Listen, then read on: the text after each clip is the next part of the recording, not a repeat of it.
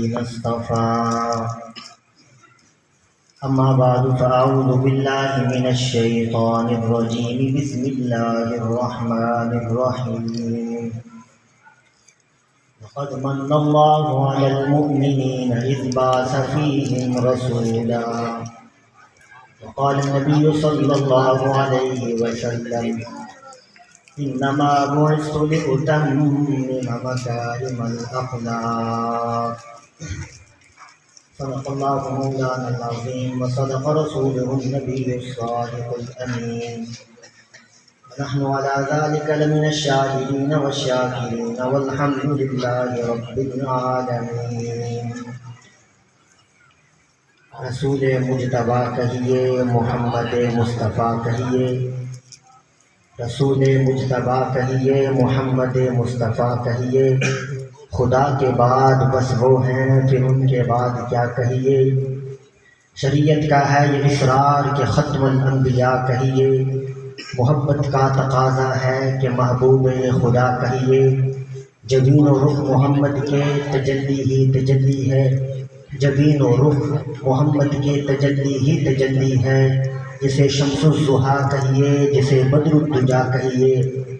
جب ان کا ذکر ہو دنیا سراپا گوش بن جائے، جب ان کا نام آئے مرحبا صلی اللہ کہیے۔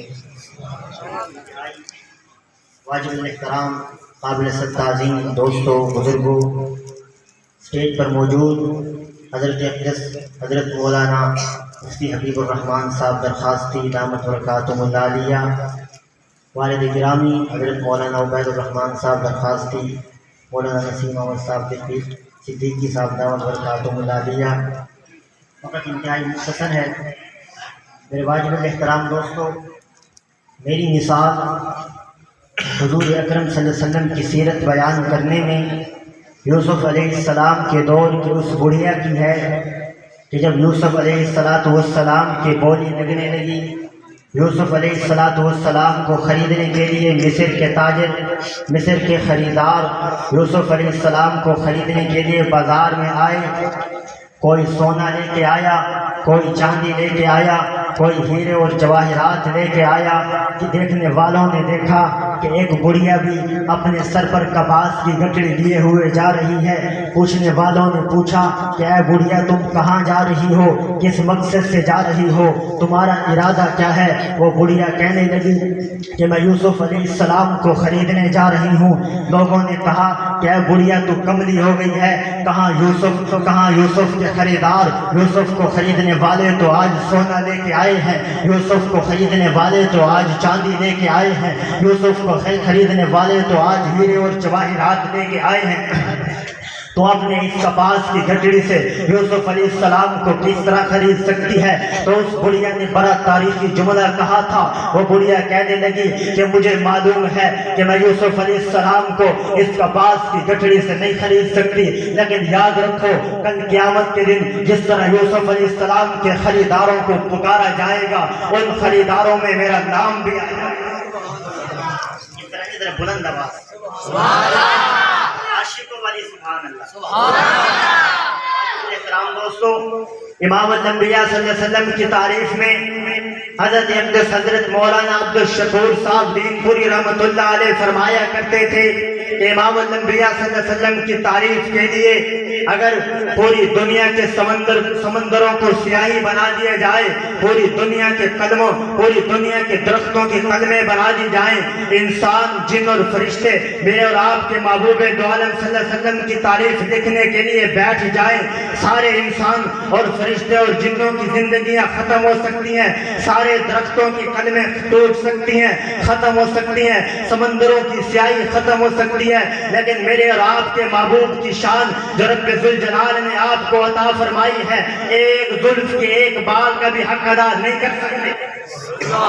میرے واجب الاحترام دوستو، میں اور آپ اس پیغمبر کی شان کس طرح بیان کر سکتے ہیں، اس پیغمبر کے مقام کو کس طرح بیان کر سکتے ہیں کہ رب ذوالجلال نے 23 سال کے عرصہ میں جبریل امین کو کم و بیش 23-24 ہزار 24,000 مرتبہ میرے اور آپ کے محبوب کی خدمت میں بھیجا ہے. اور یاد رکھیے امام الانبیاء صلی اللہ علیہ وسلم کی عظمت اس لیے ہے کہ اللہ رب العزت نے حضرت آدم علیہ السلام کو بھی نبوت عطا کی, حضرت نوح کو بھی نبوت عطا کی, سارے انبیاء کرام کو نبوت عطا کی گئی. لیکن آپ کو رب ذوالجلال نے جو معجزات عطا کیے, آپ کو جو کمالات عطا کیے, آدم علیہ السلام سے لے کر میرے اور آپ کے محبوب دو عالم صلی اللہ علیہ وسلم تک سارے نبیوں کے معجزات کو اکٹھا کرو, آمنہ کے در یتیم کے معجزات کو اکٹھا کرو, سارے نبیوں کے معجزات ایک طرف, میرے اور آپ کے نبی کے معجزات اس سے بھی بڑھ کر. ابھی تو محفل شروع ہوئی ہے, ابھی سے آپ تھک گئے ہیں, ذرا بلند آواز سے ایک مرتبہ کہیں سبحان اللہ. شروع سے لے کر آخر تک عاشق کی زبان بلند, ہاتھ بلند, بلند آواز سے کہیں سبحان اللہ. میرے واجب الاحترام دوستو, میں ایک مختصر واقعہ عرض کر کے اجازت چاہوں گا. حضور اکرم صلی اللہ علیہ وسلم کی جب ولادت ہوئی, اما آمنہ فرماتی ہیں کہ میں نے اس چاند جیسے حسین بیٹے کو جب میں نے چارپائی پر لٹایا, چارپائی پر جب لٹایا تو میں نے اس حسین بچے کے چہرے کی طرف جب میں نے نظر دوڑائی تو میں نے دیکھا کہ وہ بچہ جو ابھی پیدا ہوا تھا, پیدائش کے فوراً بعد اس نے سجدہ کیا. میں نے عرض کیا ربا, آخر پیدائش کے بعد کوئی بچہ سجدہ کیسے کر سکتا ہے؟ اللہ فرماتے ہیں ہاں اس اللہ کے بندے نے, اس امام الانبیاء نے پوری امت کو, قیامت تک آنے والے انسانوں کو سبق دے دیا.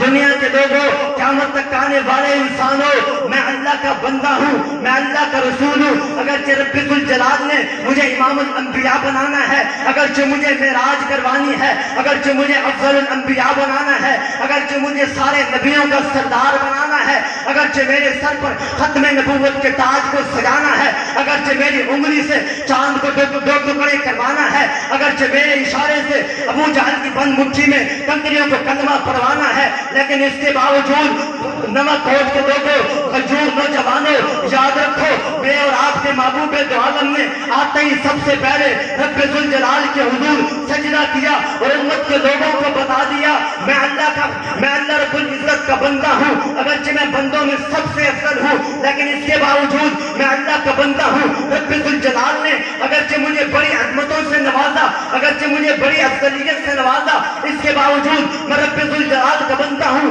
داتا وہ ہے, میں اس سے مانگتا ہوں. خالق وہ ہے, میں مخلوق ہوں. رازق وہ ہے, میں اس سے مانگتا ہوں. ساجد وہ ہے, ساجد میں ہوں, وہ مسجود ہے. میرے واجب الاحترام دوستو, امام الانبیاء کو رب ذوالجلال نے وہ علامات, وہ معجزات عطا فرمائے, وہ کمالات عطا فرمائے. سب سے بڑا معجزہ جو میرے اور آپ کے محبوب کو عطا فرمایا, جس کے بارے میں خالق کائنات, مالک کائنات قرآن پاک نازل فرمانے کے بعد رب ذوالجلال ارشاد فرماتے ہیں انا نحن نزلنا الذکر وانا لہ لحافظون. اے دنیا کے لوگوں, رب کا دعویٰ ہے. اللہ فرماتے ہیں قیامت تک آنے والے انسانوں, یاد رکھو اس قرآن کو نازل بھی میں نے کیا ہے, قیامت کی صبح تک اس قرآن کی حفاظت بھی میں نے کی. میرے واجب الاحترام امام الانبیاء کی ولادت ہوئی. اما آپ کو گھر لے گئی, اما حلیمہ پالنے کے لیے کچھ عرصہ وہاں رکھا. آپ کی رضائی بہن حضرت شیمہ, وہ اما حلیمہ نے ان کو کہا کہ بھئی آپ بکریاں چرانے کے لیے جاؤ. شیمہ کہنے لگی کہ میں نہیں جاؤں گی جب تک آپ میرے بھائی محمد کو نہیں بھیجیں گے. اما حلیمہ کہتی ہیں کہ بھئی کیوں, وجہ کیا ہے؟ یہ تو ابھی آپ کا بھائی خود چھوٹا ہے, آپ کو ساتھ لے جانے میں فائدہ کیا ہے؟ تو حضرت شیمہ کی زبان سے میرے اور آپ کے محبوب کی تعریف سنیے, میں اپنی بات کو ختم کرنے لگا ہوں. حضرت شیمہ فرماتی ہیں ایک مرتبہ میں اپنے اس خوبصورت بھائی کو, میں اپنے اس حسین و جمیل بھائی کو بکریاں چرانے کے لیے لے گئی تھی. یہ میرا بھائی میرے ساتھ تھا. میں نے 3 باتیں عجیب دیکھی.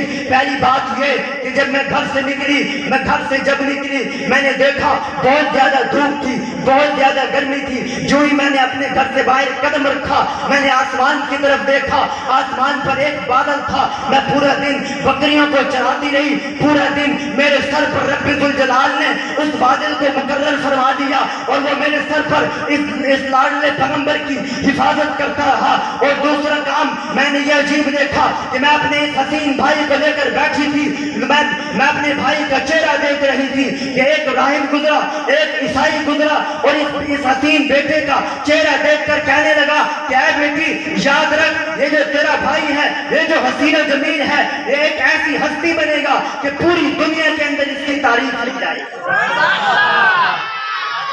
دوستوں، اور تیسری بات تو اس نے بڑی عجیب کی، اس نے کہا کہ میں جب اپنے بھائی کو لے کر گئی، میں نے بکریوں کو چھوڑ دیا، اپنے بھائی کو اپنے گود میں بٹھا لیا، میں اپنے بھائی کا چہرہ دیکھنے لگی۔ اس دن بڑی عجیب بات ہوئی کہ بکریاں دور دور نہیں گئی، قریب قریب ہی چلتی رہی۔ پہلے پورا دن پیٹ نہیں بھرتا تھا، اب مختصر وقت میں پیٹ بھر کر آ گئی اور میرے سامنے ہلکا بنا کے بیٹھ گئی۔ پھر وہ کہنے لگی اماں جان، پھر ان بکریوں نے اور میں نے اس کالی کملے والے کا چہرہ لیا۔ میرے واجب الاحترام دوستو، میں اس پیغمبر کی شان کس طرح بیان کر سکتا ہوں کہ شاعروں نے دیوان لکھ دیے، سینکڑوں دیوانوں لکھنے کے بعد شاعر اس بات کے کہنے پر مجبور ہو گئے کہ تھکی ہے ذکر رسا مدہ باقی ہے، کرم عابد ابا مدہ باقی ہے، تمام عمر لکھا مدہ باقی ہے، وقت تمام ہوا مدہ باقی ہے، زندگی باقی، ملاقات باقی، وما علینا الا